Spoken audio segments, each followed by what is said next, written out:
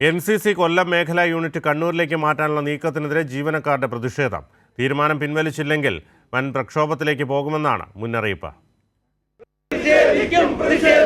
കൊല്ലം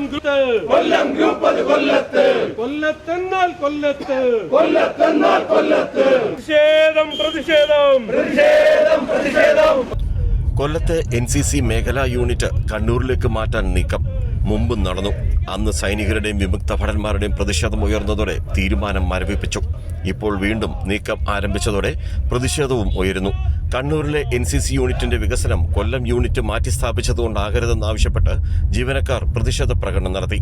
കേരള സർക്കാരിന്റെ അധീനതയിലുള്ള തേവള്ളി കൊട്ടാരം ലീസിനെടുത്താണ് NCC unit ഇവിടെ പ്രവർത്തിച്ചിരുന്നത്. ആശങ്ക തന്നെയാണ്.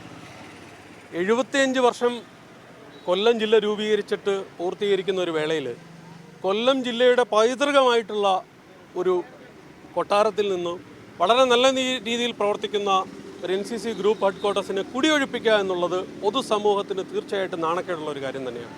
അതിനെതിരെ ശക്തമായി പൊതുസമൂഹത്തോടൊപ്പം പ്രതികരിക്കുവാൻ കേരള NCC സിവിലിയൻസ് അസോസിയേഷൻ എന്ന NCC സ്റ്റാഫിൻ്റെ ഔദ്യോഗിക സർവീസ് സംഘടന എന്ന നിലയിൽ ഞങ്ങൾ ഇന്നൊരു സൂചനാ പ്രതിഷേധ സമരം സംഘടിപ്പിക്കുകയാണ്. 20,000-ഓളം NCC കേഡറ്റുകളാണ് കൊല്ലം മേഖലയുടെ പരിധിയിൽ മാത്രം. യൂണിറ്റ് മാറ്റം എല്ലാവരെയും പ്രതിസന്ധിയിലാക്കുമെന്നാണ് പരാതി. മേഖലാ യൂണിറ്റ് കൊല്ലത്ത് തന്നെ നിലനിർത്തണമെന്നാവശ്യപ്പെട്ട് ജീവനക്കാരുടെ സംഘടന NCC ഡയറക്ടറേറ്റിനും കേന്ദ്ര പ്രതിരോധ മന്ത്രാലയത്തിനും കേരള സർക്കാരിനും കത്ത് നൽകും. അനുകൂല നടപടി ഉണ്ടായില്ലെങ്കിൽ അനിശ്ചിതകാല സമരത്തിലേക്ക് പോകുമെന്നാണ് മുന്നറിയിപ്പ്. കൈരളി ന്യൂസ്, കൊല്ലം.